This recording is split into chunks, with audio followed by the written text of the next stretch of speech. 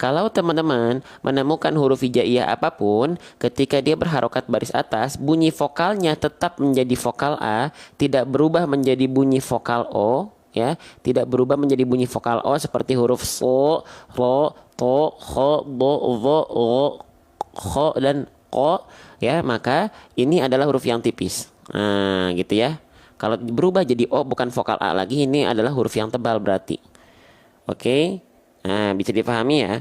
Maka waw kan nggak dibaca wo ya, tapi wa. Maka dia adalah huruf yang tipis. Nah, ketika teman-teman menemukan ada huruf tipis yang dia berharokat fathah, bunyi vokal A tidak menjadi O, maka dia adalah BMSS secara pelafalan penyempurnaannya.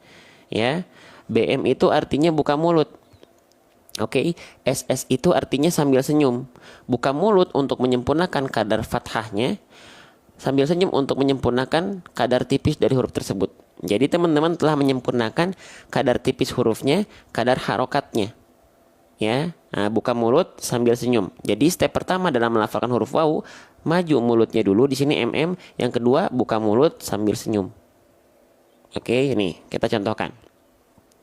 Ya, maju mulutnya, ketika masuk ke harokatnya buka mulut sambil senyum. Wa. Nah, ya, lagi wa, wa, wa. Jadi bukan cuman dibuka mulut tapi nggak disenyumin. Kalau nggak disenyumin nanti jadinya kadarnya jadi seperti huruf tebal. Wa.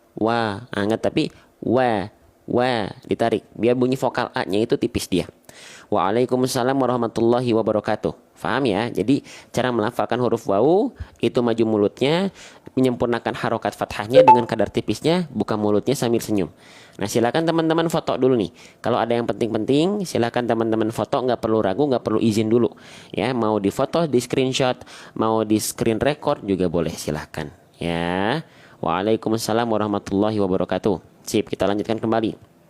Ya. Allah. Sekarang kita lanjutkan ke huruf berikutnya teman-teman sekalian. Nih, kita menemukan di sini ada huruf apa nih? Huruf jim. Ya, nama asli ketika huruf ini tidak berharokat adalah huruf jim. Kesalahan yang sering kali terjadi ketika kita melafalkan huruf jim adalah apa teman-teman? Ada yang tahu nggak? Ada yang ingat nggak? Apa sih kesalahan yang sering kali terjadi ketika kita melafalkan huruf jim? Kesalahannya adalah dengan dilafalkan bocor. Setelah bocor dia becek. Apa yang bocor beceknya dari huruf jim? Nafasnya. Nah, ini nggak boleh bocor nafasnya atau nggak boleh becek nafasnya. Contoh, wajah. Kedengeran nggak ketika saya melafalkan jim ada percikan nafas keluar? Ja, ji, ju, aje. Kedengeran? Nah, yang melafalkan jim masih ada percikan-percikan nafas seperti tadi yang saya contohkan, wajah atau ci, aje. Nah, itu kurang sempurna. Kenapa? Karena huruf jim nggak boleh bocor nafasnya atau becek nafasnya. Kenapa? Karena huruf jim punya sifat. Apa itu sifatnya nih? Ya, jim itu kenapa nggak boleh bocor becek nafasnya? Karena huruf jim punya sifat yang disebut dengan jahr. Jahr artinya adalah tertahan nafas. Ya, maka dan jim itu bukan hams. Kebalikannya jahar, tertahan nafas adalah hams, mengalir nafas. Makanya di sini jim nggak boleh keluar nafasnya karena sifatnya bukan hams tapi jahr. Nah, Bang, gimana caranya agar jim kita tidak bocor dan becek nafasnya? Caranya tambal jimnya. Cara nambalnya gimana? Lafalkan jim sesuai dengan makhrajnya. Lafalkan huruf jim sesuai dengan tempat keluarnya. Di mana itu? Wastul lisan. Oke, Bang, wastul lisan itu apa? Wastul lisan itu tengah lidah. Ya, tengah lidah. Tengah lidahnya diapain, Bang? Geser, ditempelin ke langit-langit atas. Ya, wal wastu faji musyinu ya. Ya, ditempelin tengah lidahnya ke langit-langit atas. Jangan sampai ada celah. Kalau sampai ada celah, maka nanti itu akan mengakibatkan bocor nafas kita atau becek nafas kita. Nih, kalau saya contohkan ulang teman-teman sekalian. Nih, pastikan ketika teman-teman melafalkan huruf jim, ya tengah lidah teman-teman, ya, nih nempel ke langit-langit. Nempel betul-betul. Ja, ji, ju, aje. Ja, ji, ju, aje. Kalau dia ada celah jadinya gini, ja, ci. Nah, ada nah, keluar nafasnya dia. Nah, maka teman-teman harus rasakan ketika melafalkan huruf jim, tengah lidah teman-teman betul-betul lekatkan, nempel ke langit-langit. Jaja, jiji, juju. Enggak, pasti nggak akan mengalir atau ada percikan nafasnya. Sampai sana paham teman-teman sahabat Quran? Jelas sampai sana insya Allah. Kita lanjutkan lagi insya Allah teman-teman sekalian ya. Baik, sip. Jadi jangan sampai jimnya nggak nempel. Tempelkan tengah lidah teman-teman ke langit-langit. Ajib, ajib ya, ajib ya. Oke, baik kita lanjutkan kembali. Ajib, masya Allah. Maka dilafalkan ya wajah, jangan sampai wajah ya. Jim sifatnya nggak punya sifat hams. Hams itu keluar nafas, dia nggak punya sifat hams, tapi sifatnya adalah jahar, tertahan nafasnya. Paham sampai sini? Jelas sampai sini ya, ajib ya, masya Allah, tabarakallah. Ya, terutama kalau kol-kola Ustadz pasti beceknya jangan becek ya, gitu. Tajeri, jangan sampai tajeri, gitu ya, tapi tajeri, gitu. Sip, kita lanjutkan kembali. Jimnya sudah kita bahas, kita lihat lagi harokatnya. Ya, nih harokatnya sama seperti tadi wau. Nah nanti di sini ada fathah, ada fathah. Huruf hijaiyah apapun, ketika dia berharokat baris atas, bunyi vokalnya adalah harus dibaca dengan vokal A, basicnya. Maka jim di sini dibaca menjadi ja, ya. Nah, kalau bunyi A-nya nggak berubah menjadi bunyi O, teman-teman sekalian, saya ingatkan nggak berubah menjadi bunyi O, maka huruf ja ini atau yang dibaca dengan vokal A ini itu merupakan huruf yang tipis. Ya, kalau dia jadi O, jadi dia huruf yang tebal. Ya, apa aja huruf tebal? Ya, lihat saja huruf yang ketika fathah bunyinya O apa aja? So, ro, to, ho, vo, bo, ho, ro, ko. Nah, itu kan huruf-huruf tebal. Ketika fathah dia bunyinya bukan A tapi O. Tapi kalau jim dia tetap A, tidak jadi jo, maka dia adalah huruf yang tipis. Ya, saya ulang lagi pelan-pelan ya. Huruf hijaiyah apapun yang dia berharokat baris atas, bunyi vokalnya tetap A tidak jadi O, maka dia huruf tipis. Kalau teman-teman menemukan ada huruf tipis yang berharokat baris atas, ya, maka dia cara pelafalan, penyempurnaan pelafalannya dengan cara apa? BMSS. Izin ulang lagi ya, biar kita sempurna ya. Ustadz boleh nanya itu pakai aplikasi apa? Aplikasinya belum ada. Kalau teman-teman pengen punya aplikasi Al-Quran tulis seperti ini ya, nanti kita buatkan insya Allah. BMSS ya. Nah, cara menyempurnakan huruf tipis yang berharokat fathah adalah dengan cara BMSS ya. BM itu artinya buka mulut, SS itu artinya sambil senyum. Buka mulut untuk menyempurnakan kadar huruf berharokat fathah yaitu vokal A-nya agar jelas bunyi A-nya. SS adalah untuk sambil senyum untuk menyempurnakan kadar tipis dari huruf tersebut. Nah, maka ketika kita lafalkan teman-teman sekalian ya, itu dilafalkannya seperti ini ya. Bukan hanya sekedar buka mulut. Wajah, bukan ja, ini baru buka mulut. Tapi kadar tipisnya belum disempurnakan. Dengan cara apa? Sambil senyum. Wajah. Nah, ya. Bedakan antara ja dengan ja. Wajah. Nah, gitu ya. Bukan ja, tapi ja.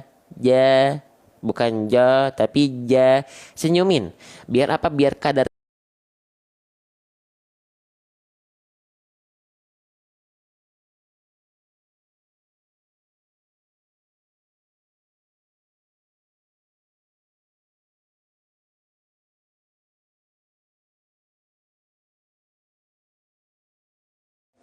gitu ya. Oke, bisa difahami? Nah, silahkan teman-teman screenshot dulu nih. Waalaikumsalam warahmatullahi wabarakatuh. Ya, paham? Ya, Masya Allah. Semoga teman-teman yang sudah bergabung dalam live ini, Allah muliakan karena Quran, Allah muliakan teman-teman asbab wasilah Quran, dan semoga teman-teman istiqomah bersama Al-Quran. Amin. Yang mengaminkan di kolom komentar saya doakan khusus. Masya Allah ya. Sip, kita lanjutkan kembali teman-teman step by step, pelan-pelan. Pelan-pelan aja, pelan-pelan, sedikit-sedikit ya. Oke, kita lanjutkan kembali, saya izin hapus.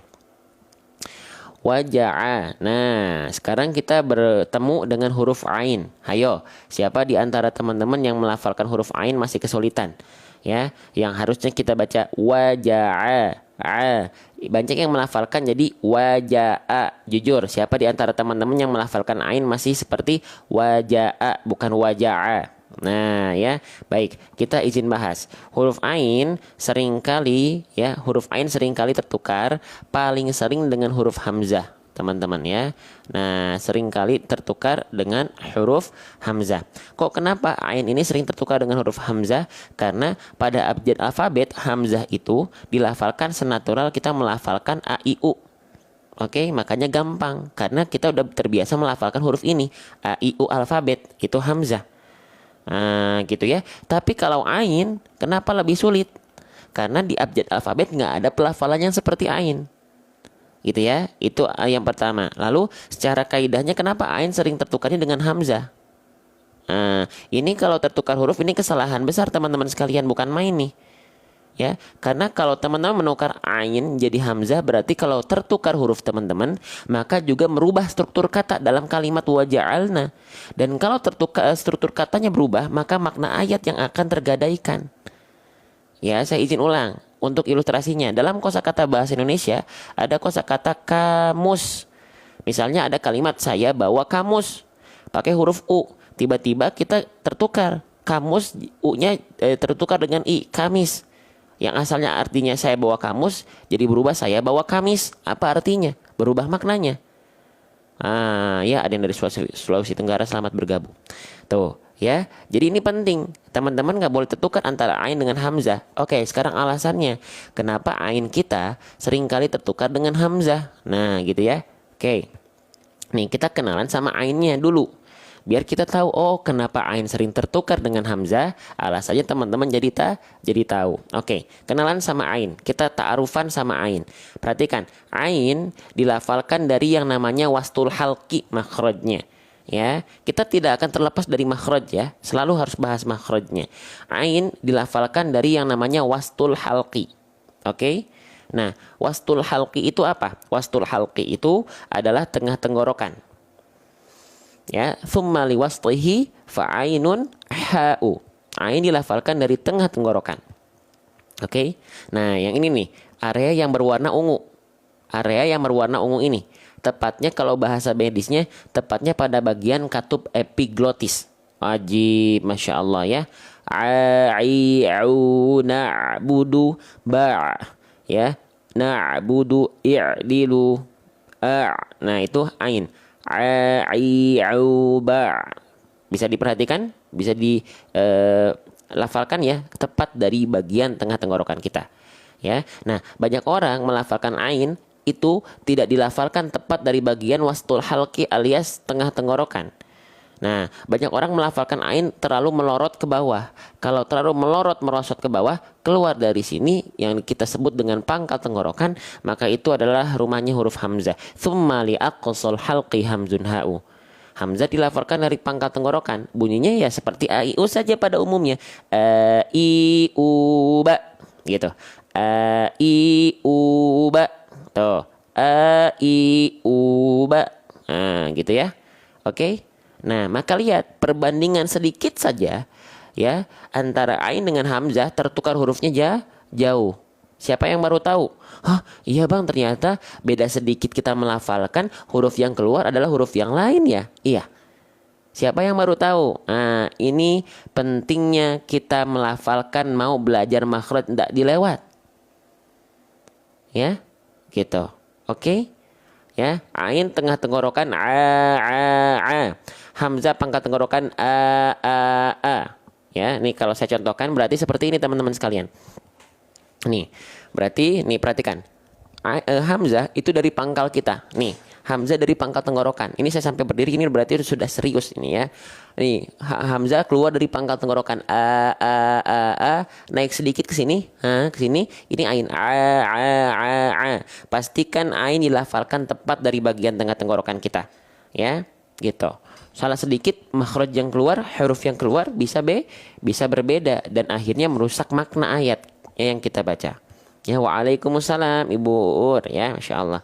Bunda Yani, selamat bergabung semua ya. Oke, itu ya, paham ya. Maka ketika kita lafalkan ke dalam ayat, teman-teman sekalian, ya, nih pastikan keluar bukan dari pangkal. Kalau dari pangkal itu nanti jadinya huruf hamzah, bukan pangkal tenggorokan, ya, tapi bagian tengah tenggorokan. Oke, jelas sampai sana? Jelas sampai sana? Ya. Coba kita praktekkan ya.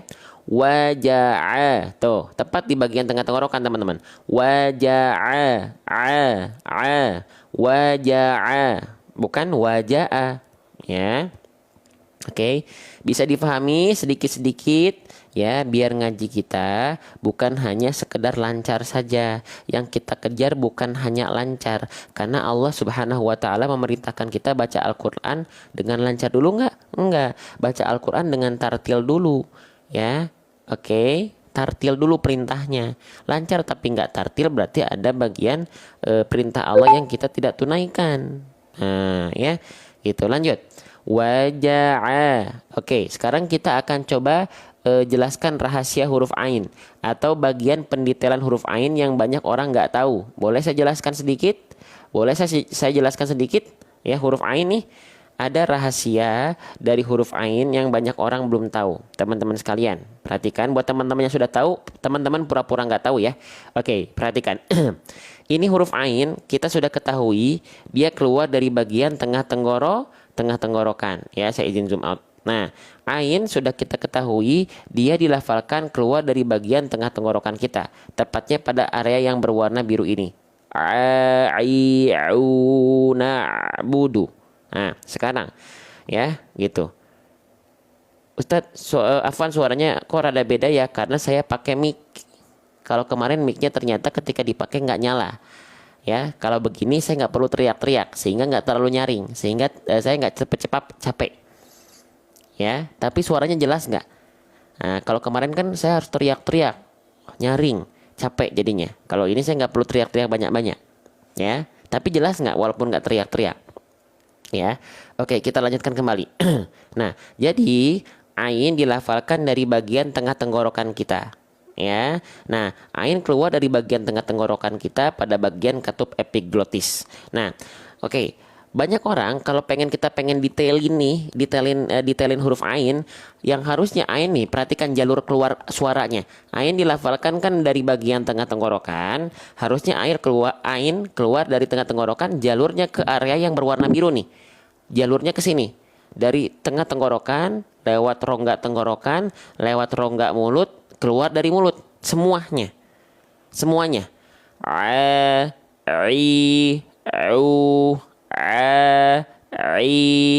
au kedengeran nggak detail suaranya a i au ya, dari tengah tenggorokan ke rongga tenggorokan, ke rongga mulut dan keluar mulut a i au, nah gitu ya.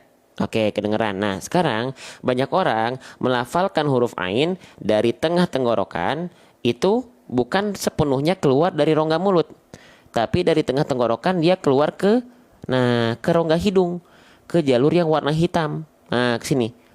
Nah, kalau keluar ada sebagian yang suara dari ainnya dari tengah tenggorokan itu melipir ke rongga hidung, jadinya suaranya sengau. Jadi teman-teman, kalau suaranya masuk ke rongga hidung ya, ain itu seperti suara temannya Nobita, sahabatnya Giant, siapa? Si Suneo. Baik, jangan seperti itu. Cara memastikan apakah ain kita ya masuk ke rongga hidung atau tidak, seperti apa? Seperti apa caranya? Nah, ain, saya ulang lagi, dari tengah tenggorokan teman-teman rasakan keluar ke rongga mulut. Bunyinya seperti ini. Au.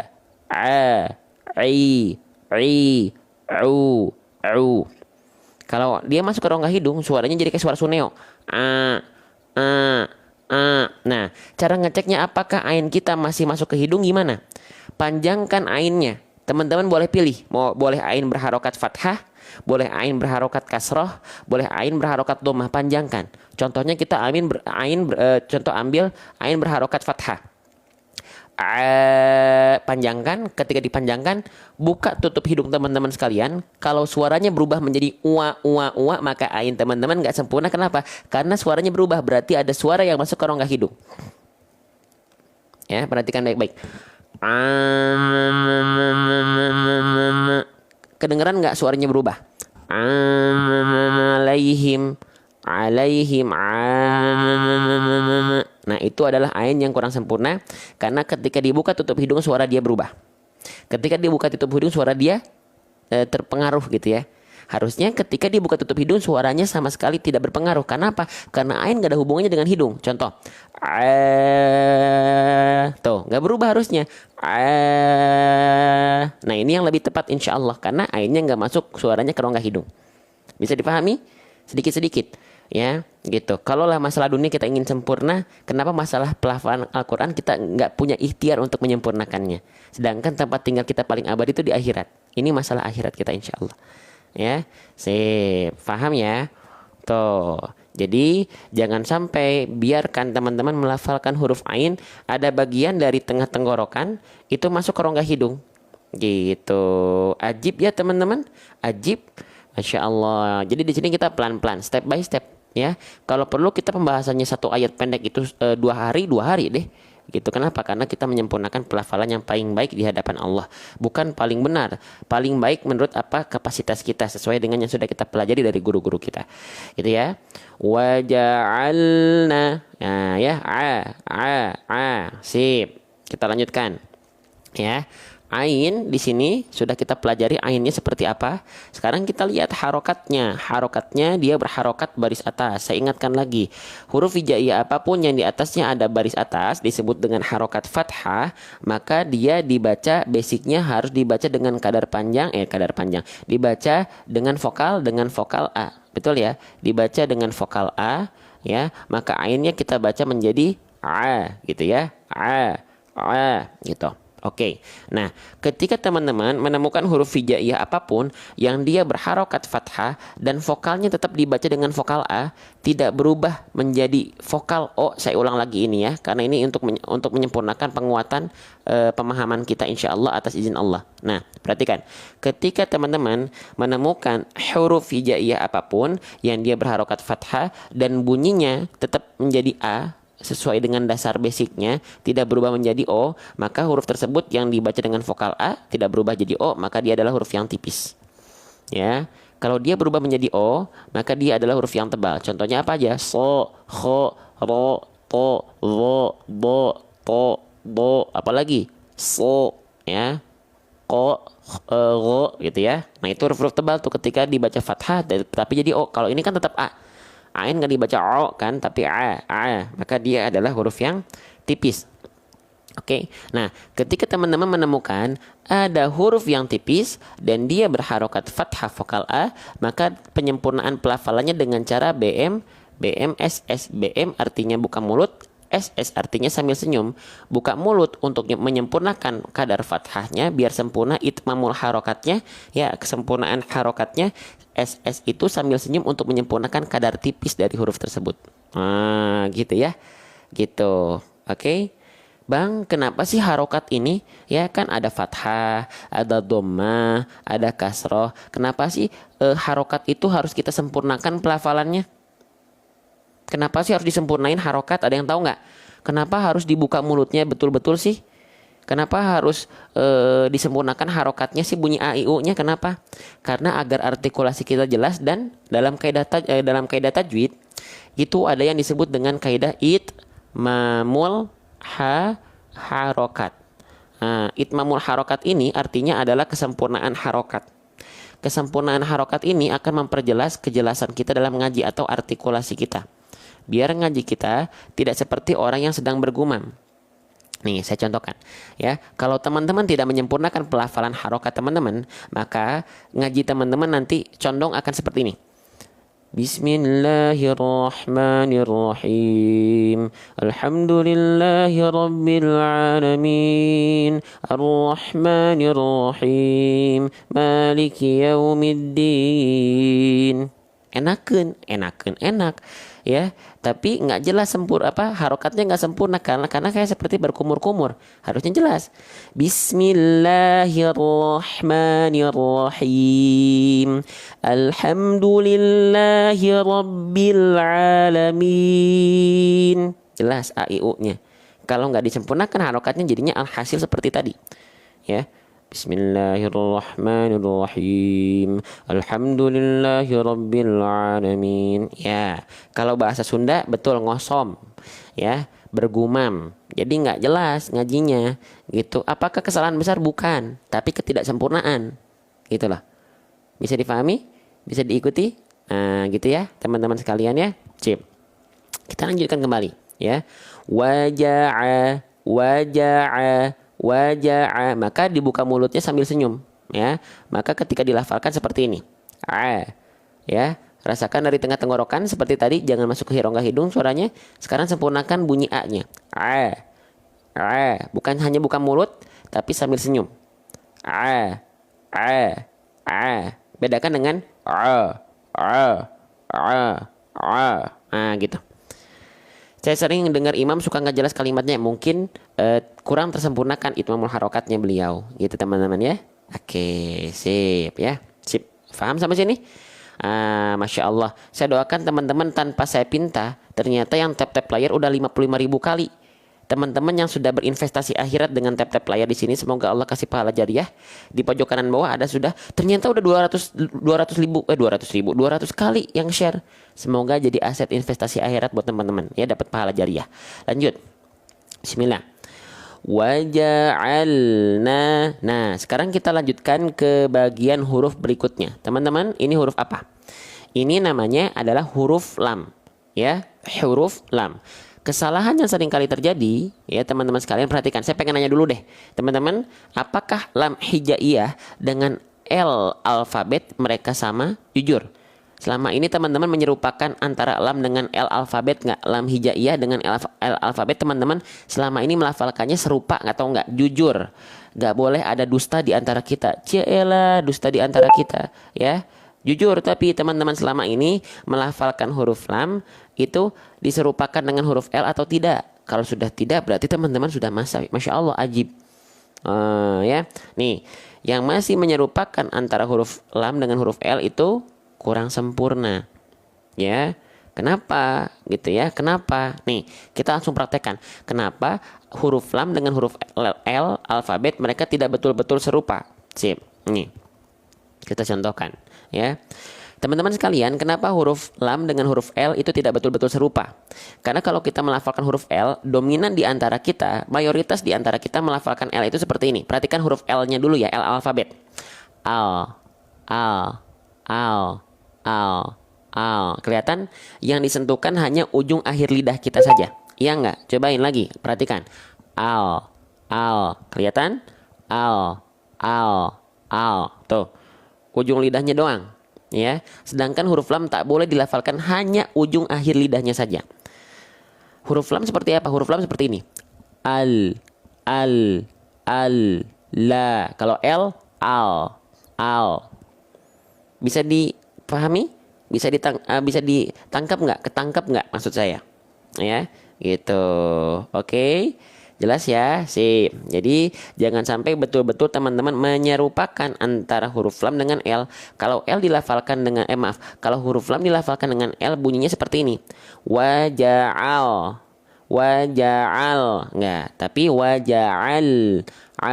Ajib, jelas. Masya Allah. Sip, kita lanjutkan kembali teman-teman sekalian. Kita bermohon kepada Allah, teman-teman yang sudah belajar bareng di sini, Allah muliakan karena Quran, ya. Fokus belajarnya tapi tetap menyenangkan, gitu. Oke, sip. Kita lanjutkan kembali teman-teman. Perhatikan, lam di sini dalam kondisi sukun.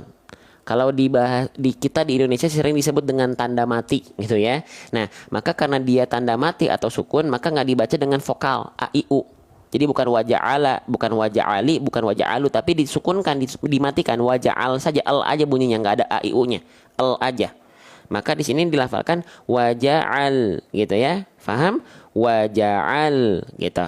Oke. Sip. Selanjutnya, kesalahan yang sering kali terjadi ketika kita melafalkan huruf lam dalam kondisi sukun. Kesalahannya di mana teman-teman? Nih, perhatikan. Dua kesalahan. Yang pertama dan yang kedua. Yang pertama ini yang paling populer. Melafalkan lam dalam kondisi sukun dilafalkan dengan cara tawalud, suara tambahannya seperti pantulan. Memantul. Ya. Waja'alna lele. Nah, huruf lam tidak boleh ada tambahan bunyi vokal di ujungnya. Waja'al, ya. Perhatikan, gak boleh ada bunyi vokal Waja'al. Nah, waja'alna. Siapa yang kayak gitu melafalkannya? maka itu kurang sempurna.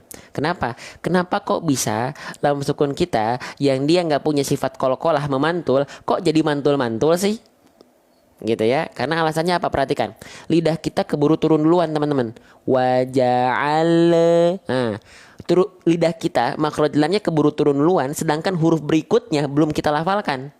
Jadinya itu ada bunyi jarak antara al dengan na itu memantul jadinya karena lidah kita tuh keburu turun duluan. Waja'alna. Maka pastikan ketika melafalkan lam, ya kalau nggak pengen mantul lam sukunnya, jangan dulu turunkan bunyi al-nya sebelum kita akan melafalkan huruf berikutnya. Contoh, waja'alna. Terlihat waja'alna. Jangan sampai waja'alna. Bisa difahami? Oke, paham ya? Dapat ya poinnya ya? Lanjut, kita lanjutkan pembahasan kita. Oke, sip. Ya, kita lanjutkan. Masya Allah. Waja'al. Nah, ya, gitu. Oke, sip. Nah, itu jangan sampai memantul. Ya, yang kedua, jangan sampai suara kita putus. Ya, jadi yang putus bukan hanya silaturahmi, ya, nggak boleh putus, tapi suara ketika melafalkan lam sukun ke huruf berikutnya. Ya, contoh waja'al. Nah, karena takut memantul, banyak orang mencari alternatif yang bagus tidak memantul, tapi justru menjadi alternatif yang keliru. Kenapa? Karena memutus suara huruf lamnya. Kenapa? Karena memutus suara huruf lamnya. Waja'al. Nah, oke, jadi gak mantul, oke. Tapi kalau putus suaranya keliru, kenapa? Nah, pertanyaannya, kenapa? Karena huruf lam itu punya aturan. Karena huruf lam itu punya sifat. Salah satu sifatnya disebut dengan tawasut. Ya. Atau nama lainnya adalah bainiyah. Apa? Bainiyah. Tawasut artinya pertengahan. Bainiyah artinya di antara. Tawasut bainiyah artinya pertengahan di antara. Di antara apa? Nah, kita bahas gini ya. Nih, tawasut. Nah, tuh ya. Tawasut itu dia berada di pertengahan. Pertengahan antara rokhwah wa syiddah. Rokhwah itu artinya apa? Syiddah itu artinya apa? Nah, kita jelaskan. Rokhwah, teman-teman sekalian, rokhwah itu artinya adalah mengalir suara. Oke, syiddah artinya adalah tertahan suara. Tawasut karena di tengah-tengah berarti dia mengalir atau tidak, Bang? Dia sedikit mengalir. Kenapa sedikit mengalir? Karena dia sedikit tertahan, tapi tetap mengalir. Kalau dia betul-betul tertahan, hilang suaranya, khususnya ketika dia dalam kondisi sukun, maka dia harusnya sifatnya syiddah. Tapi dia tawasut wa baina rikhwin wa syadidil umar. Ya, maka ketika kita lafalkan ke dalam pelafalan kita, jangan sampai lam sukunnya terputus. Contoh bacaan lam sukun yang keliru seperti ini. Waja'al. Nah, enggak, tapi waja'alna, waja'alna. Antara al dengan nun enggak ada jeda, enggak ada jarak di antara mereka, ya. Enggak ada jarak di antara mereka. Oke? Bisa difahami? Nah, bisa difahami teman-teman yang saya cintai karena Allah. Jelas? Masya Allah ya. Sip. Jelas ya? Sip. Ya, kita praktekkan. Pastikan lam sukunnya tidak terputus. Ya. Waja'alna. Salah atau memantul? Waja'alna. Enggak, tapi waja'alna. Seperti itu. Bisa difahami? Bisa difahami teman-teman? Ajib, Masya Allah ya. Baik, kita lanjutkan kembali teman-teman sekalian ya. Waja'alna matan jazariyah ya, al-manzumah al-muqaddim ya, al-manzumah al-muqaddimah. Lanjut. Waja'alna. Nah, sekarang kita masuk ke huruf nun ya, ke huruf nun. Huruf nun ini perlu kita banyak bahas nggak? Nggak perlu. Kenapa? Karena pelafalan normalnya persis seperti kita melafalkan huruf N pada abjad alfabet, persis banget, nggak ada bedanya teman-teman. Nun dan N ya sudah, lafalkan N saja. Oke? Jelas? Nah, nunnya dimana harus kita perhatikan harokatnya. Harokatnya nunnya berharokat apa? Harokatnya dia berharokat baris atas. Nah, huruf hijaiyah apapun yang dia berharokat baris atas atau fathah, maka harus dibaca dengan vokal A. Betul? Dibaca dengan vokal A. Ya. Oke, maka nunnya dibaca menjadi na, tidak ni, tidak nu karena harokatnya fathah, bunyi vokal a. Ya. Nah, saya izin ulang lagi, semoga teman-teman tak bosan. Huruf hijaiyah apapun yang dia berharokat baris atas dibaca dengan vokal a, ya, dan dia tetap dibaca dengan vokal a, tidak berubah menjadi vokal o, tidak berubah menjadi vokal o, tidak berubah menjadi vokal o, teman-teman sekalian, ya, maka dia adalah huruf yang tipis. Ya. Kalau ketika dia berharokat fathah dibaca harusnya a berubah jadi o, maka dia huruf yang tebal. Apa aja hurufnya? Contohnya so misalnya, kho, wo, bo, po, ya, wo, ya, kho, ro, ko. Nah, contoh. Maka itu huruf tebal. Tapi kalau dia tetap menjadi vokal o, maka dia huruf yang tipis. Tipis. Maka kalau teman-teman menemukan ada huruf tipis yang berharokat fathah, vokalnya tetap a tidak o, maka dia dibaca dengan BMSS. Ya, apa itu BMSS? Ya, BMSS itu apa? Buka mulut sambil senyum. Najib, masya Allah. Ya, buka mulut sambil senyum. Buka mulut untuk menyempurnakan kadar fathahnya biar itmamul harokatnya a i u nya sempurna. Buka mulut wal maftuhu bil fathih faham untuk lalu sambil senyum untuk menyempurnakan kadar tipis dari huruf tersebut. Ajib, ya, buka mulut sambil senyum, ya. Faham? Maka ketika kita lafalkan teman-teman semua, maka ketika kita lafalkan, dilafalkannya na, bukan na, ya, tapi na. Senyum dia. Kalau dia cuma na, maka kadar tipisnya tak tersempurnakan. Na, enggak, tapi na. Waja'alna, bukan na, tapi na. Ustadz mau tanya, apakah idgham bila gunnah tetap dibaca dengung? Tidak. Artinya dengan, tapi la gunah atau ghairi gunah berarti tanpa gunah, ya, tanpa dengung, ya. Oke, lanjut, paham?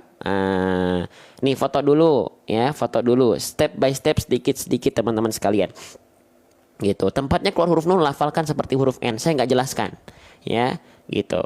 Oke, sip, kita bahas yang simple. Kalau yang ada yang bisa kita bahas simple, kita simple, ya, gitu. Oke. Nah, sip. Kalau ada yang harus kita bahas detail. Karena ada yang kita bahas tanpa kita bahas kita bisa melafalkannya dengan natural, ya. Waja'alna na, ya. Sip. Kita lanjutkan. Nun di sini dia berharokat fathah, sudah ketemu sama alif. Teman-teman coba perhatikan. Kalau ada fathah ketemu alif harusnya dibaca beberapa harokat. Ayo, ya. Kalau ada fathah baris atas berjumpa dengan alif, harusnya dia dibaca dengan kadar panjang berapa harokat? Ayo, dibaca dengan kadar panjang berapa harokat? Ya, dibaca dengan kadar panjang dua harokat, teman-teman sekalian, ya, dibaca dengan kadar panjang 2 harokat, ya. Nama hukumnya mad tabi'i. Kita bahas dulu yang basic dulu, ya. Nama hukumnya mad tabi'i. Oke, jadi kalau teman-teman basicnya, ketika teman-teman menemukan ada huruf berharokat fathah berjumpa dengan alif, maka seharusnya secara dasar dibaca dengan kadar panjang 2 harokat. Nama hukumnya adalah mad tabi'i. Oke, paham sampai sana? Nah, sekarang kita lihat apakah di sini mad tabi'inya tetap kita baca 2 harokat? Coba boleh komen. Apakah di sini mad tabi'inya tetap kita baca dengan kadar panjang 2 harokat? Apakah tetap dibaca dengan kadar panjang 2 harokat? Fathah ketemu alifnya? Ternyata tidak. Karena apa? Kok tidak? Kan fathah ketemu alif. Di sini ada apa nih? Kenapa tidak? Di sini ada apa nih? Karena di sini setelahnya ada kondisi yang sering kita sebut dengan alif lam syamsiyah atau idgham syamsi atau asyamsiyah. Kalau teman-teman menemukan ada mad tabi'i, dia bertegur sapa dengan kondisi alif lam syamsiyah, ya, maka mad tabi'inya gagal aktif, hanya dibaca 1 harokat saja. Ajib teman-teman. Paham sampai sana? Tandanya alif lam syamsiyah apa, Bang? Ada alif dan lam yang saling bersandingan dan di sekitarnya ada tanda tasydid. Tanda syamsiyah adalah tasydid. Faham sedikit-sedikit biar ngaji kita sempurna sesuai dengan kaidah, bukan hanya asal lancar saja. Gitu. Karena kita diperintahkan untuk baca Quran tartil. Teman-teman harus tartil. Auzid alaihi warattilil Qur'ana tartila. Baca Quran itu harus tartil. Ya, harus tartil gitu. Apa tartil? Tajwidul huruf wa ma'rifatul wukuf. Ya, mentajwidkan huruf itu harus paling penting. Gitu ya. Oke? Jelas? Kita lanjutkan. Wa ja'alnan gitu. Oke? Sip, jelas ya? Baik, kita lanjutkan kembali teman-teman. Maaf. Ya. Oke, seperti itu ya. Nah, jadi matobi'inya dia jadi gagal aktif ya, gitu. Ngajinya sama kayak di konditor tempat ngaji itu alhamdulillah ya. Yuk. Waja'alnan. Nah, berarti dari na langsung masuk ke huruf yang bertasydidnya. Ya, nggak perlu dipanjangkan. Dari nunnya ini yang harusnya kita baca 2 harokat fathah alif langsung masuk ke huruf bertanda syamsiah tanda tasydidnya. Ya, berarti dibaca waja'alnan nanna. Alif lamnya nggak perlu dibaca. Teman-teman, ada yang sempat bertanya nggak? Ada yang sempat bingung nggak? Bang, kenapa alif lamnya kan nggak dibaca? Kenapa harus ditulis? Boleh komen. Ada yang sempat bertanya-tanya seperti itu nggak? Bang, kan alif lamnya nggak dibaca. Kenapa harus ditulis? Nah, alif lamnya kan nggak dibaca. Kenapa harus ditulis? Ada yang sempat bertanya seperti itu dalam hati dan benak teman-teman sekalian? Ada. Gini, jawabannya gampang. Jawabannya ada yang harus kenapa dia tetap ditulis? Karena ada struktur penulisan. Dia tetap harus ada dalam tulisan. Seperti contohnya gini. Ketika kita baca buku, ya, ada tulisan tidak tahu. Tidak tahu. Nah, ketika kita lagi baca buku nih, apakah kita bacanya tetap tidak tahu? Tidak tahu? Apakah seperti itu? Saya yakin kita nggak melafalkannya nggak gini, tapi tidak tahu. Iya nggak? Jujur. Ayo, ini untuk perumpamaan.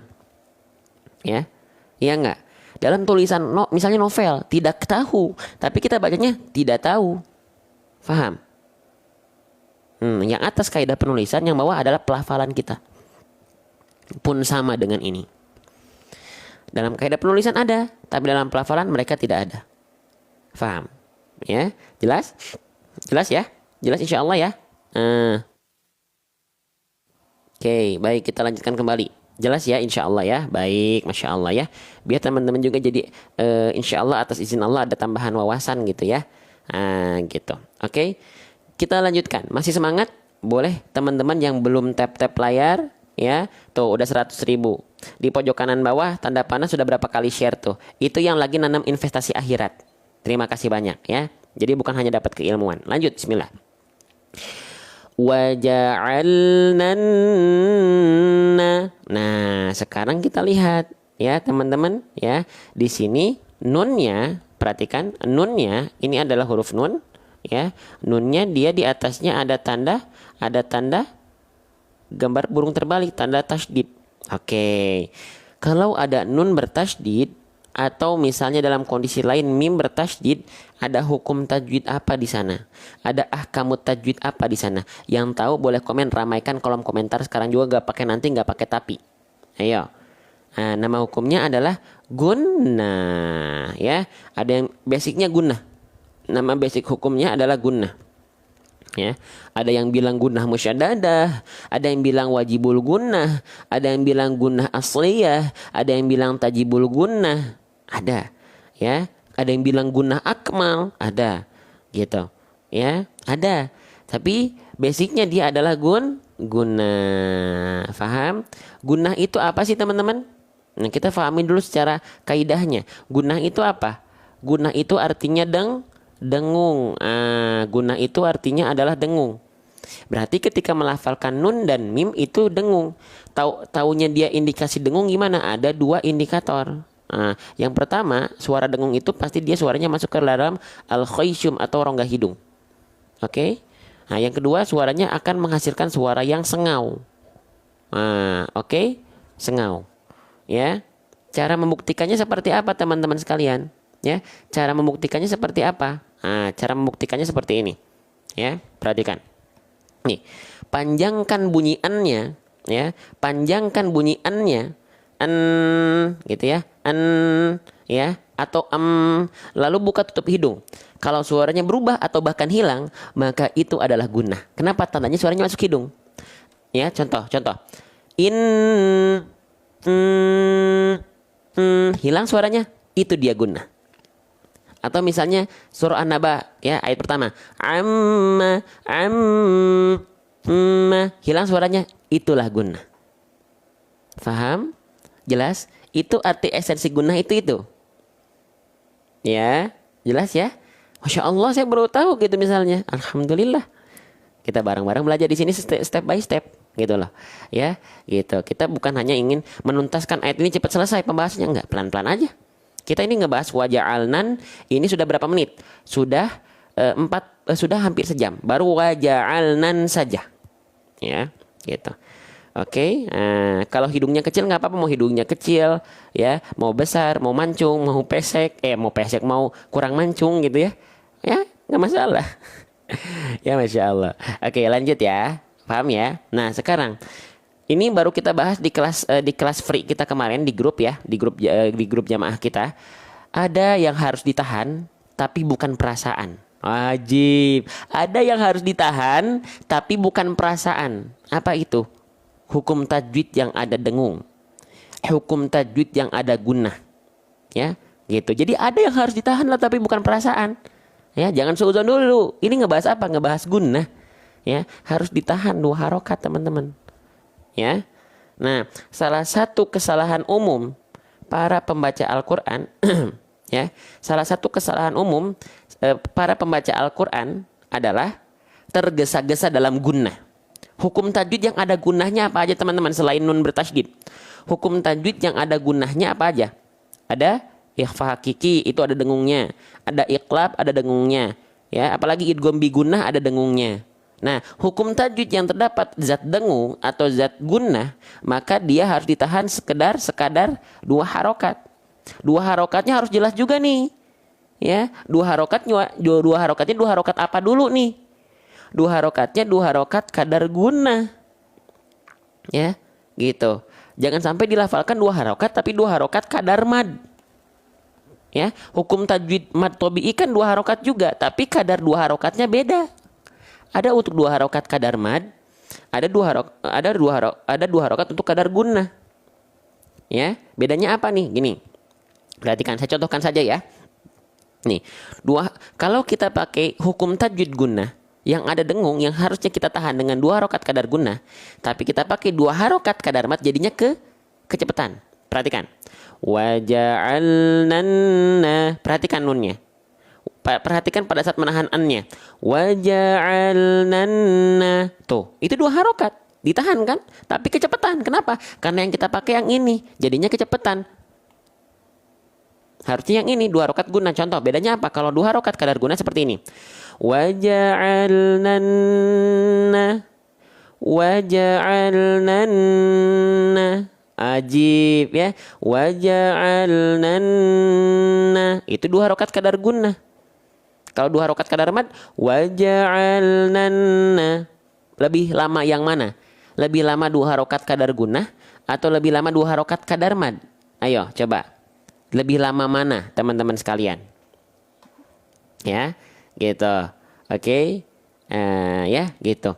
Ya, ketika kita belajar ngaji, lebih penting mana sih untuk dipelajari? Apakah pelafalan per huruf dulu atau ikhfa idgham panjang pendek dulu? Ini paling penting, per huruf seperti ini. Karena kalau hurufnya salah bisa merusak makna. Ya, gitu. Ya, lebih lama kadar gunnah, betul ya, Masya Allah. Oke, paham ya? Sip. Sekarang silakan yang mau foto-foto dulu. Ya, yang mau screenshot dulu. Yang mau share live-nya silakan share live-nya dulu di pojok kanan bawah ada tanda panah, silakan. Ya, biar nggak keganggu belajarnya silakan di-share dulu. Ya, di pojok kanan bawah kalau ini ada manfaat silakan share ke grup kelasnya, grup keluarganya, grup kerabatnya, grup kantornya, grup bestie-nya, grup sobatnya, silakan. Ya. Gitu, ajak kita nongkrong di TikTok tapi bukan scrolling nggak jelas, tapi dukung ngaji konten-konten baik, konten-konten yang mendekatkan kepada Allah, konten-konten yang mendekatkan kepada Quran.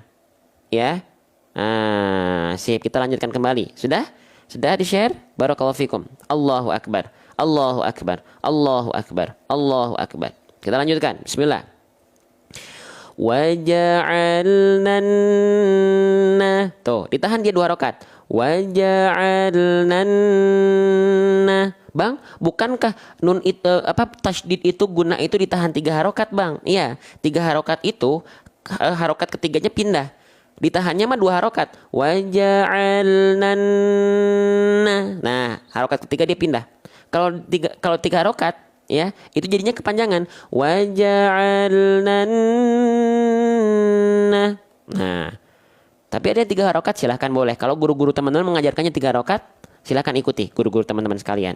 Tapi kalau di sini saya izin, saya memakainya 2 harokat. 3 harokat itu ketukan 3 atau harokat ketiganya pindah.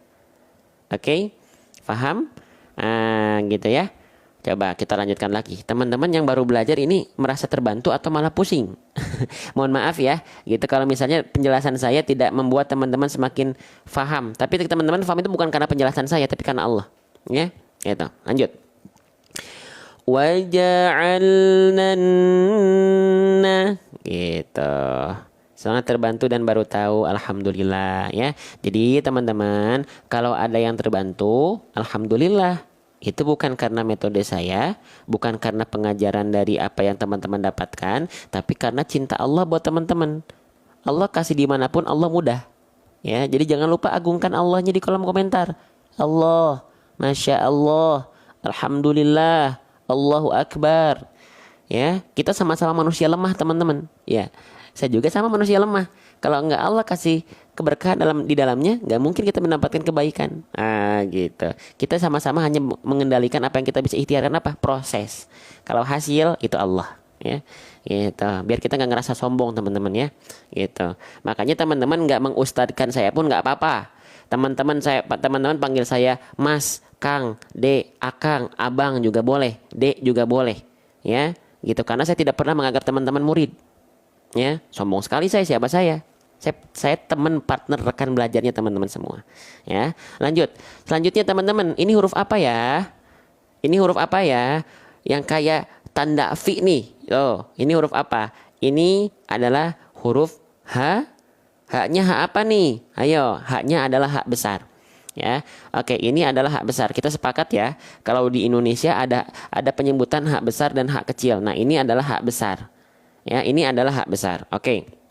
Nah, sekarang saya pengen nanya. Ini haknya hak besar ya. Saya pengen nanya. Hak besar itu huruf tebal, termasuk ke dalam huruf yang tebal atau huruf tipis? Tolong komen di kolom komentar jawaban teman-teman. Ya, haknya besar ya. Hak besar ini tebal atau huruf tipis? Ayo. Haknya hak besar ya. Besar loh, besar. Hak besar ya. Huruf tebal atau huruf tipis? Coba, boleh komen di kolom komentar. Teman-teman yang jawab tipis yakin ini hak besar, haknya besar ya. Ya, ini hak besar. Yang jawab tipis yakin ini hak besar, huruf tebal, huruf tipis. Yang jawab tipis yakin? Oke, mohon maaf. Teman-teman yang jawab tipis, teman-teman betul, ya. Teman-teman yang jawab tebal, teman-teman kurang tepat. Nah, ya. Gitu. Kenapa teman-teman jawab tebal? Bang, kan haknya hak besar, Bang. Besar berarti tebal, nggak ada hubungannya. Jadi jangan terpaku atau terpaut pada diksi, ya. Banyak yang menganggap hak besar itu adalah tebal karena besar. Karena hak besar keluarnya kan Bang dari dada, itu jadi kesalahan yang berikutnya. Ya. Bang, hak besar itu kan besar. Dia keluar dari dada, Bang. Maka dia tebal. Makin nggak ada hubungannya. Gitu ya. Oke. Siapa yang baru tahu? Siapa yang baru tahu? Ya. Gitu, oke. Nah, kenapa hak besar bukan huruf yang tebal? Kita buktikan secara praktikal dulu ya. Kita buktikan secara praktikal dulu. Kita nggak akan buktikan secara kaidah, tapi kita buktikan secara praktikal. Kenapa hak besar bukan huruf yang tebal? Nih, anggaplah misalnya kita oke. Sekarang kita sepakat dulu nih ceritanya. Kita sepakat hak besar itu adalah huruf yang tebal. Maka untuk membuktikannya kita bandingkan dan kita sandingkan dengan huruf tebal yang lain. Contoh, ada huruf shad. Teman-teman, huruf shad ini huruf tebal atau huruf tipis? Ayo coba komen di kolom komentar. Huruf shad itu adalah huruf yang tebal atau huruf yang tipis? Huruf yang tebal. Oke, huruf shad huruf yang tebal ketika dia berharokat baris atas, harusnya dia dibacanya coba sa atau so. Ayo komen. Ayo, sod itu huruf yang tebal sudah sepakat ketika dia berharokat fathah dibacanya sa atau so. Dibacanya so, teman-teman sudah sepakat ya. Teman-teman sepakat so, oke, saya juga sepakat ya. Contoh, huruf satu lagi ya, ada huruf to. Dia huruf tebal, huruf tipis. To itu huruf yang tebal. Ketika dia berharokat baris atas, dibacanya apakah ta atau dibacanya to? Boleh komen lagi, yo biar aktif, interaktif kita ya. Ayo, ta atau to? To. Oke, yang jawab tadi, yang jawab tebal, hak besar. Hak besar ketika dia berharokat fathah, hak besar, berarti dia dibacanya harusnya ho dong. Ya enggak?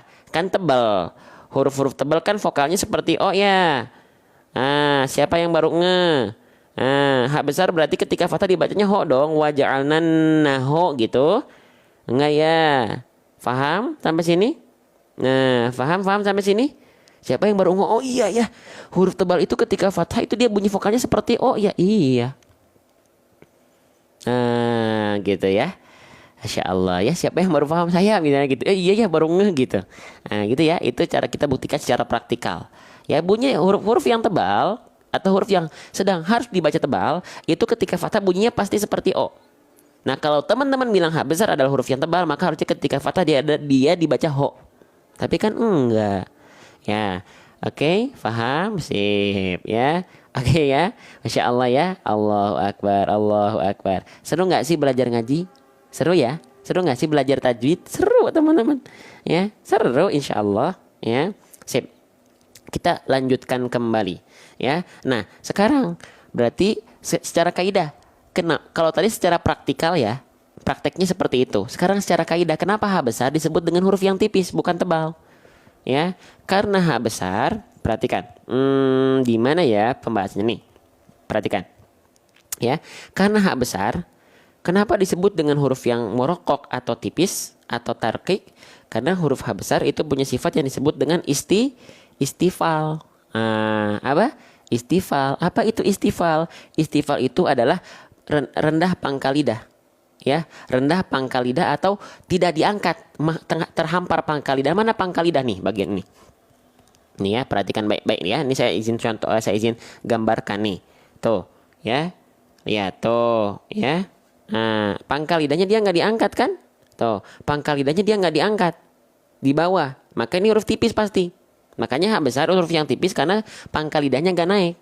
Tuh. Kalau huruf tebal nih, kalau huruf tebal misalnya, huruf tebal itu sebaliknya. Nih huruf ghain, huruf yang tebal, nama sifatnya isti'la dia. Nah, pangkal lidahnya tuh diangkat ya. Nah, kelihatan nggak tuh? Nah, itu. Ini secara namanya, ini secara apa namanya? Ini secara kaidah. Kaidah. Ajib ya. Allahu Akbar. Allahu Akbar, Allahu Akbar. Oke, paham ya? Jadi kalau H besar dilafalkan biasa aja. Saya nggak ngebandingkan dengan H kecil. Kenapa? Karena H besar itu dilafalkannya kayak H biasa aja. H. Oke, sekarang saya sambungin lagi ya pembahasannya. Nih, ya. Tadi saya jujur, teman-teman boleh komen di kolom komentar. Siapa yang masih menganggap H besar ada hubungannya dengan dada? Boleh komen dong, jujur ya, jawaban jujur ya. Siapa yang masih menganggap H besar ada hubungannya dengan dada? Ayo, jujur ya, biar saya tahu. Siapa yang masih menganggap H besar itu ada hubungan dengan dada? Oh, H besar itu dari dada. Jujur ya, harus jujur ya. Yang menganggap H besar masih keluar dari dada, maka ini tetot, kurang sempurna. Saya bilang tetot artinya kurang sempurna. Ya, kenapa H besar nggak boleh keluar dari dada? Bukan keluar dari dada karena makrojnya bukan di sono. Ya, makroj H besar itu dari mana? Bukan dari dada. Nih, ya, kita kembali lagi ke H besar. Ya, teman-teman nggak apa-apa belajarnya pelan-pelan kayak gini ya, sedikit-sedikit ya. Gitu nih. Kalau H besar, tuh lihat, H besar makrojnya. Ya, makroj itu apa sih? Makroj itu artinya tempat keluar huruf. Makroj huruf H besar keluar dari yang namanya aqsal halqi. Oke, aqsal halqi itu artinya adalah tenggorokan kita yang paling bawah atau sering kita sebut dengan pangkal tenggorokan. Bukan dari dada. Nih, ya, nih kita lihat tuh. H besar nih. Dia keluar dari pangkal tenggorokan tepatnya pada bagian pita suara, bukan dari dada tuh, bukan dari sini. Ajib, jelas? Nih, saya contohkan. Izin teman-teman. Jadi, ketika kita bayangkan melafalkan huruf H, kita harus sadar betul. Ya, kita harus sadar betul bahwasannya H besar itu, nih saya sampai berdiri berarti udah serius, H besar itu bukan dilafalkan dari dada. H, H, H.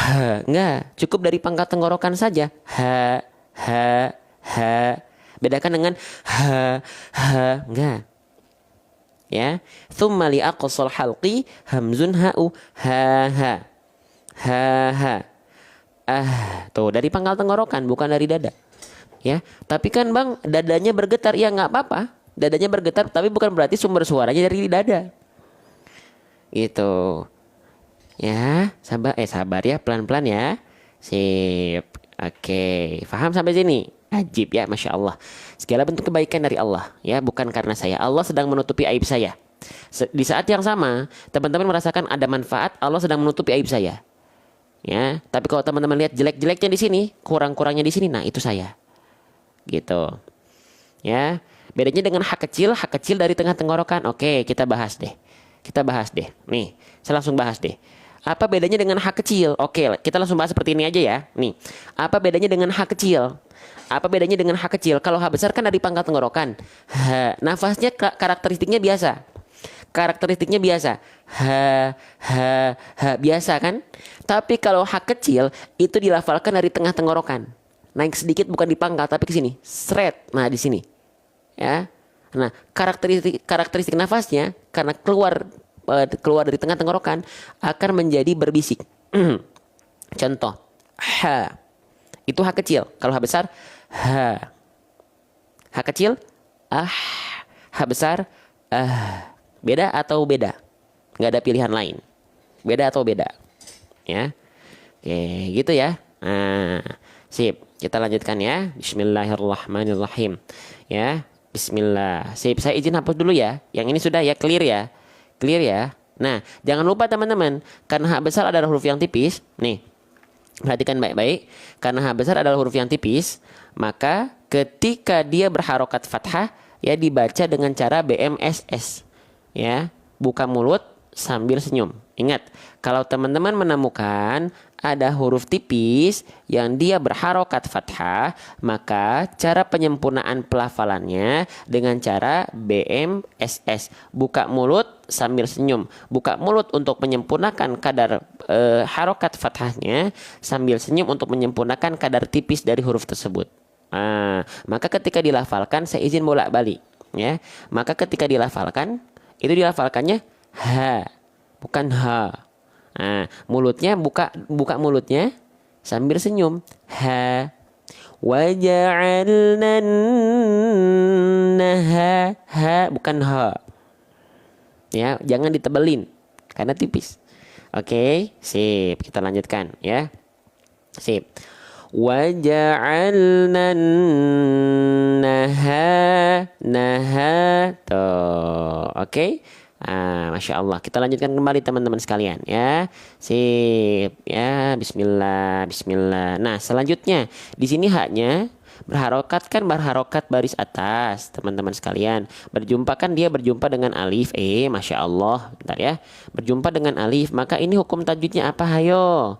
Yo, kalau ada fathah bertegur sapa dengan alif, maka huruf tersebut harus dibaca dengan kadar panjang 2 ha, bukan 2 hari kelamaan, 2 harokat. Nama hukum tajwidnya adalah mad tabi'i. Ya.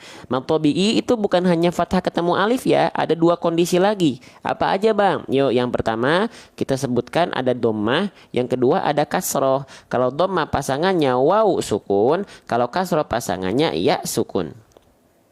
Bisa diikuti?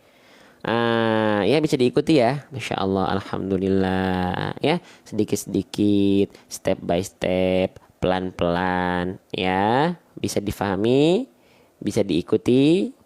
Oke, baik. Selanjutnya, kalau ada dhammah waw sukun, mad tabi'i 2 harokat. Kalau ada kasroh ya sukun, mad tabi'i 2 harokat. Tapi dalam ayat contohnya bukan yang ini, tapi yang fathah ketemu alif, maka dibaca dengan kadar panjang 2 harokat. Nah, ya. Sekarang agar 2 harokat teman-teman konsisten, karena teman-teman tahu nggak fun fact-nya? Ketika kita ngaji hukum tajwid paling banyak dalam Al-Quran, salah satunya adalah mad tabi'i. Ya, maka kalau mad tabi'i teman-teman, dua harokatnya kesana kemari, kadang-kadang kecepatan, kadang-kadang bahkan kelamaan banget misalnya, maka bacaan teman-teman pasti nggak teratur. Ya, bacaan teman-teman pasti nggak konsisten, gitu. Oke, makanya konsistenkan. Gimana caranya? Buat kita yang baru belajar atau buat kita yang belum konsisten, cara melafalkan dua harokat dari mad tabi'i biar dua harokatnya pas gitu ya, nggak kepanjangan nggak kependekan. Ayunkan satu kali dengan nada. Ya, dengan nada saja dulu ya. Ayun, ayun, ha, ha, naha, naharo. Bisa diikuti. Ayun, ayun, ha, naharo. Tuh, diayunkan. Nggak apa-apa. Ya, nanti kalau sudah terbiasa, nggak diayunkan pun nggak masalah. Tapi kalau masih kesana kemari misalnya gitu ya, saya pun sama teman-teman. Seriusan deh, saya pun sama. Ketika saya nggak konsisten dua harokat, ayunkan saja. Naharo ma'a. Tuh di sini juga sama nih. Ya, di sini juga dua harokat nih. Nih kita langsung lihat nih, fathah ketemu alif nih. Dua harokat, maka ayun. Ayun teman-teman. Ya, nih ayun, ayunkan dengan nada, ayunkan dengan nada, ya. Naharo ma'a, tuh, naharo ma'a, ayun roma ayun, haro ma'a, tuh, ya. Kalau nanti sudah terbiasa, nggak diayunkan pun nggak apa-apa. Contoh ya. Ja'alna nahara ma'a. Tuh, nggak diayunkan tapi tetap dua harokat. Kenapa? Karena udah terbiasa. Jadi dengan otomatis natural kita nanti jadi ngeh. Oh, dua harokat itu kadarnya segimana sih? Ketika nggak diayunkan pun nggak jadi masalah. Ketika nggak diayunkan pun nggak jadi masalah gitu loh. Iya, jelas. Jelas teman-teman? Oke ya, sip. Berarti nanti di sini kita nggak usah bahas lagi ya dua harokatnya ya, karena sudah dibahas kalian di sini. Oke, selanjutnya, ini menarik nih. Siapa yang masih kesulitan melafalkan huruf ro, boleh komen di kolom komentar. Ya ini pada saat yang ikut kelas privat Al-Fatihah bersama saya juga ini banyak yang kesulitan nih. Kesulitan dalam arti, waduh, banyak tantangannya gitu ya. Siapa yang masih kesulitan huruf ro? Ya, oke, Masya Allah. Nih, perhatikan teman-teman sekalian. Ya, huruf ro itu teman-teman dilafalkan ya. Jadi yang nempelnya itu bukan ujung lidahnya. Ya, bukan ujung lidah kita yang nempel itu. Nih ya, kalau teman-teman melafalkan huruf ro, nih saya izin agak zoom ya karena biar kelihatan. Nah, perhatikan. Huruf ro itu yang disentuhkan bukan ujung lidah kita. Jadi bukan ininya nih. Ya, bukan ininya. Ya, bukan ininya. Oke. Tapi punggung lidahnya. Ya, nih kalau saya contohkan nih, lihat mulut saya, ujung lidahnya itu jadi nggak nempel. Aru. Kelihatan nggak bentuk lidah kita? Bentuk lidahnya itu dia menurun gini, kayak bentuk V gitu. Nih, aru. Aru. Kelihatan nggak sih? Aru. Aru. Jadi ujung lidahnya itu nggak betul-betul nempel. Kelihatan nggak sih sama teman-teman? Jadi bentuknya kayak V gitu loh. Kayak gini nih. Coba lagi ya. Aru. Mohon maaf harus saya tampilkan. Aru. Tuh, ujung lidahnya dia nggak nempel. Jadi yang nempelnya itu punggung-punggung lidahnya, teman-teman. Punggung-punggung lidahnya. Ya, gitu. Ustadz terima kasih ya. Jadi huruf ro itu dilafalkan bukan ujung lidahnya banget. Ya, makanya bentuknya seperti V tadi. Aru. Jadi bukan begini. Ya, yang nempel itu punggungnya, betul, punggung kiri kanannya. Ya, susah, pahalanya banyak berarti. Ya, ketika kita terbata-bata dalam bacaan, kalau dalam rangka belajar bukan dosa, tapi pahalanya double. Apa? Pahalanya double. Ya, oke, sip, ya, sip. Nanti dilatih lagi teman-teman. Nggak harus langsung bisa sekali jalan gitu ya. Nggak. Setiap orang punya prosesnya masing-masing. Oke, kita lanjutkan kembali. Ya, huruf ro-nya sudah kita bahas. Nah, sekarang kita lihat lagi ro-nya dia berharokat baris atas.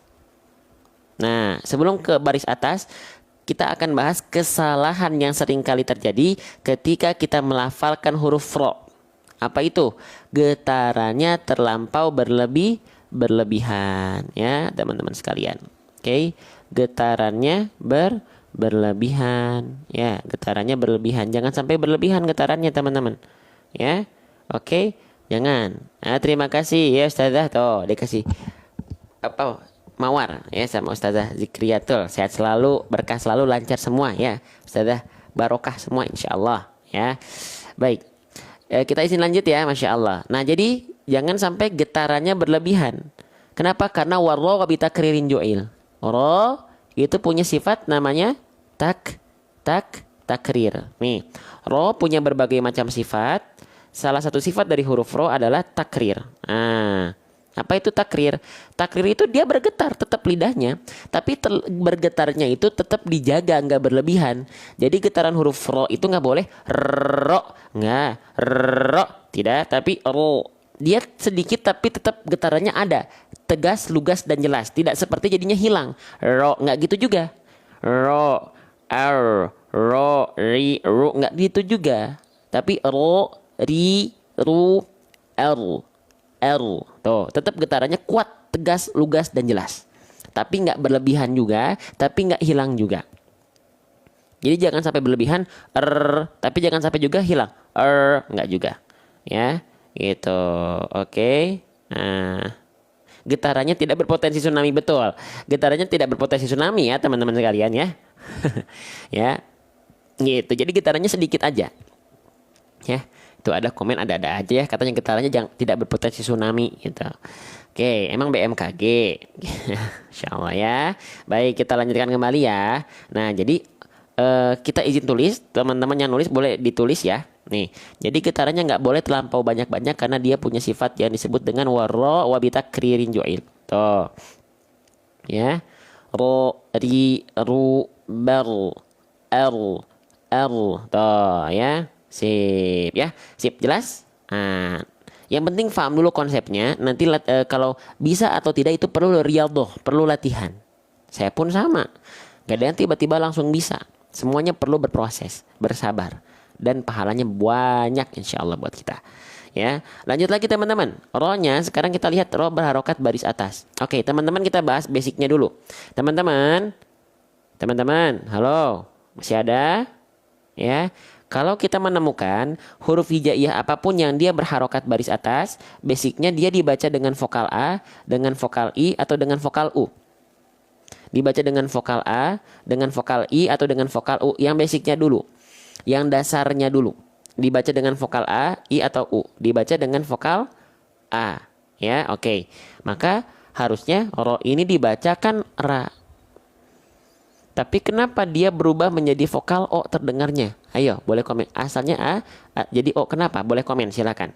Asalnya A, kok jadi O? Alasannya karena apa? Karena huruf O ketika fathah harus dibaca mufakhomah, harus dibaca tebal. Ya, oke, sip. Huruf yang tebal, ya, ketika dia berharokat baris atas, akan mengubah bunyi vokal A cenderung condong ke O. Oh, gitu ya Bang. Iya. Tapi alasannya karena apa?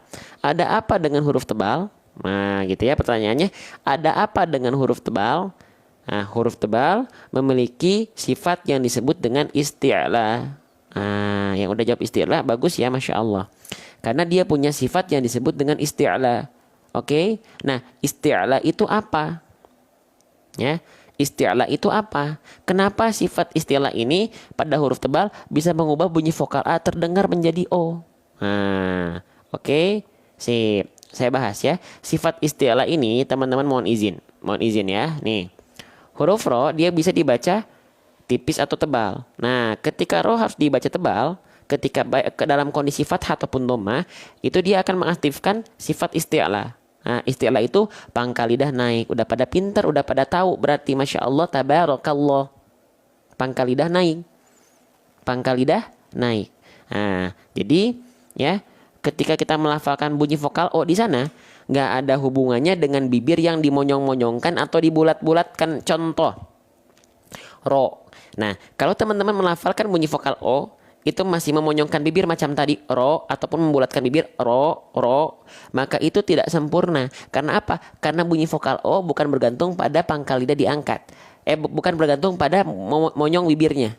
Maju mulutnya, muncul mulutnya, enggak. Ro, tidak. Tapi pada apa? Pada pangkal lidah yang kita angkat. Nih, kita ibaratkan ini lidah. Ini ujung lidah, ini tengah lidah. Nah, ini pangkal lidah kita naik ke langit-langit. Naik, diangkat. Naik, diangkat. Naik, diangkat. Faham? Terus kalau pangkal lidah udah diangkat, mulut kita kalau nggak boleh monyong, nggak boleh manyun karena bunyi vokal O bukan dihasilkan karena itu, maka mulut kita harus gimana? Lihat harokatnya. Lihat harokat hurufnya tadi. Ya, harokatnya apa? Nih, harokatnya berharokat baris atas. Ya.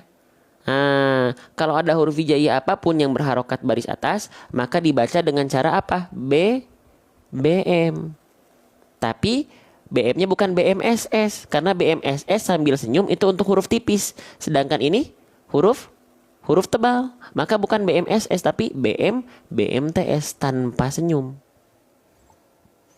Ya, buka mulut tanpa senyum. Kenapa? Biasanya kan BMSS, Bang, itu untuk vokal yang A, karena dia kalau vokal A huruf tipis, kalau huruf tebal bunyi vokal O BMTS dia. Paham? Buka mulut tanpa senyum. Sambil apa? Sambil isti'la, pangkal lidah kita diangkat. Nah, cara melafalkannya seperti itu. Oke, ini di kelas privat sering saya sampaikan nih.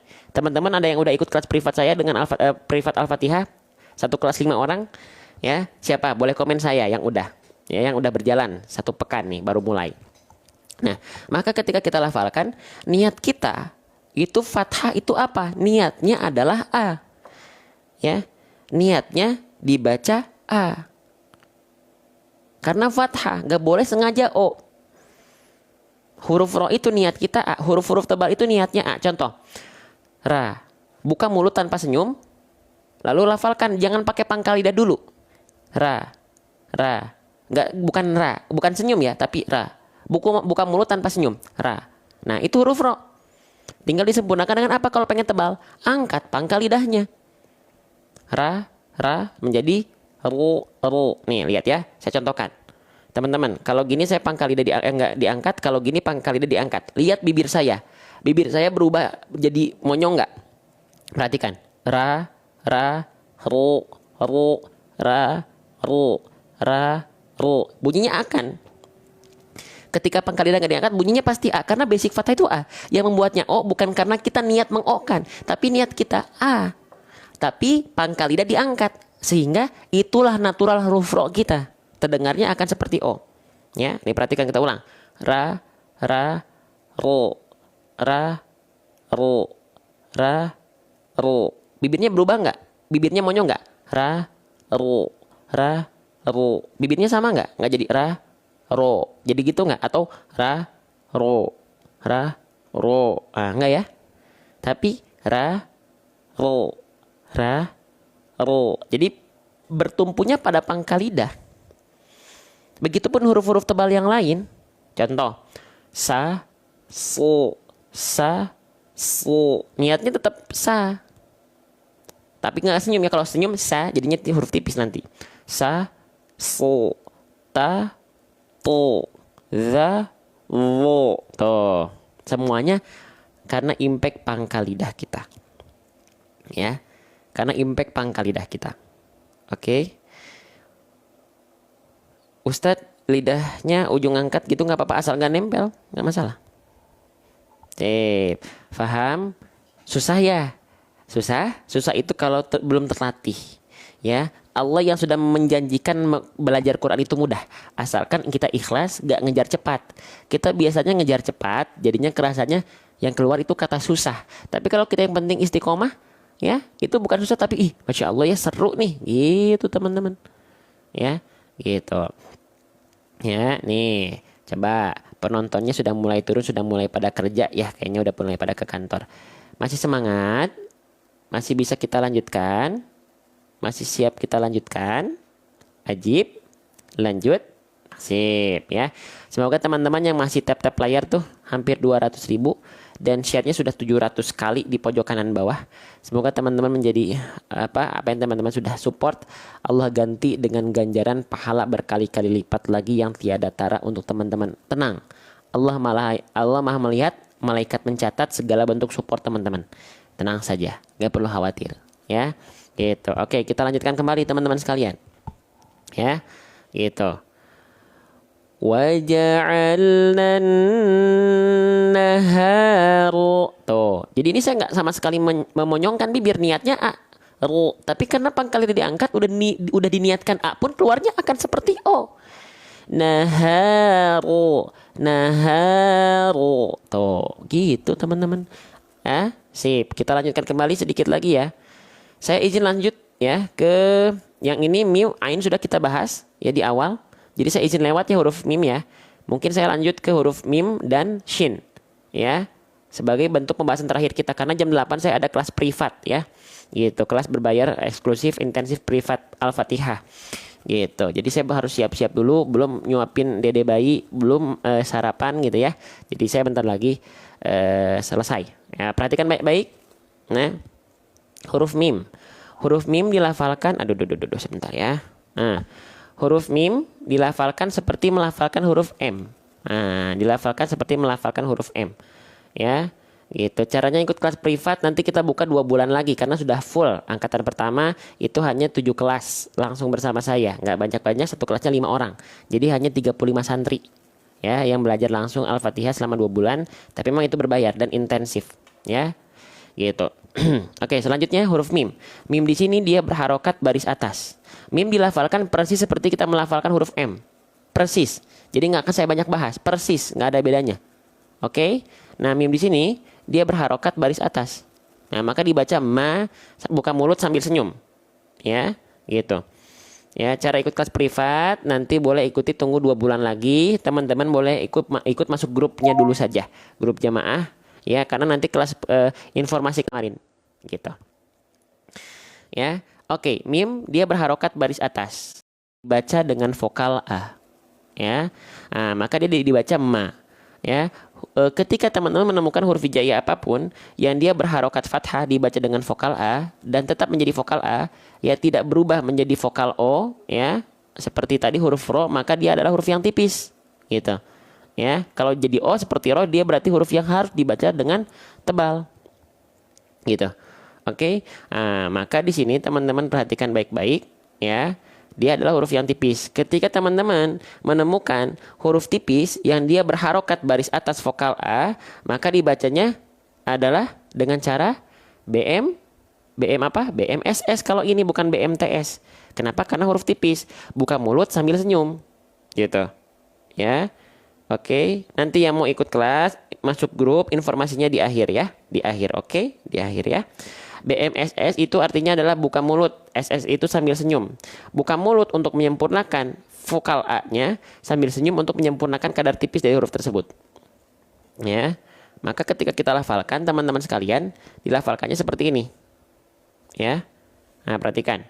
Ma, bukan ma, tapi ma, ma, bukan ma enggak, tapi ma. Oke teman-teman, sebelum kemana-mana sebelum kita nanti masuk ke grup ya, dan kita lanjutkan lagi, saya izin ke kamar mandi dulu, ke toilet dulu, ke kamar kecil dulu sebentar ya, biar fokus nih gitu ya. Tungguin, jangan kemana-mana, kita lanjutkan lagi setelah ini ya. Boleh teman-teman sambil nunggu ya.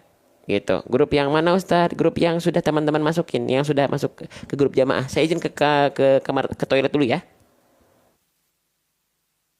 Boleh teman-teman yang nanti gabung dikasih tahu aja di kolom komentar bahwasannya saya lagi ke toilet dulu, ke kamar kecil dulu sebentar ya.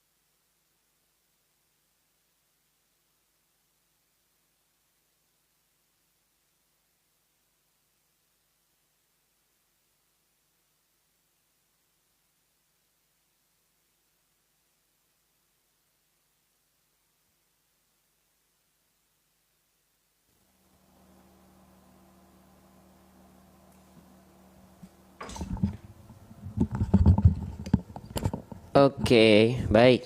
Mohon maaf teman-teman sekalian ya. Saya izin ke kamar kecil dulu. Sekarang kita lanjutkan lagi sedikit lagi ya. Walaupun penonton sudah mulai turun, tapi semangat kita semoga tidak turun ya. Gitu ya. Sip, bismillah. Kita lanjutkan. Tadi sampai mana teman-teman sekalian ya? Oke. Yang mau masuk grup nanti di akhir ya, nanti di akhir ya. Kita percepat teman-teman ya. Bismillah. Ya, tetap semangat insyaallah. Sip. Ma'a. Nah, ya, tadi mim sudah kita lafalkan karena dia huruf yang tipis dan dia berharokat baris atas, ya, maka dilafalkan dengan cara BMSS. Buka mulut sambil senyum. Buka mulut untuk menyempurnakan kadar tipis, buka mulut untuk menyempurnakan kadar harokat A-nya biar sempurna, itmamul harokatnya. Sambil senyum untuk menyempurnakan kadar tipis dari huruf tersebut. Ya, oke. Fahamnya jadi ma, bukan ma, tapi ma. Nah, difahami ya. Sip, kita lanjutkan kembali teman-teman sekalian. Ya, kita lanjutkan kembali. Nah, selanjutnya, ain kita lewat dulu sedikit ya. Kita langsung masuk ke huruf shin. Nah, ya. Ini terakhir deh ya, terakhir huruf shin 2 pembahasan lagi karena saya bentar lagi harus ngajar. Ya, belum harus nyuapin dede, bayi, belum harus sarapan ya karena kelasnya jam 8. Oke, bismillah. Jam lagi. Huruf shin. Nah, ya. Sip, huruf shin. Perhatikan teman-teman baik-baik ya, gitu. Shin, masih banyak orang melafalkan huruf shin ini dengan cara bibir yang centil. Nah, ya saya sering bilang, kesalahan yang sering kali terjadi ketika kita melafalkan huruf shin adalah bibirnya centil. Oke. Nah, ini enggak boleh nih. Kurang sempurna nih kalau teman-teman melafalkan huruf shin bibirnya centil. Contoh bibir centil itu seperti ini. Izin ya. Perhatikan huruf shinnya. Ma'asya. Nah, perhatikan. Ya, maaf. Aduh. Ya, bentar. Nih. Perhatikan. Nah, ma'asya.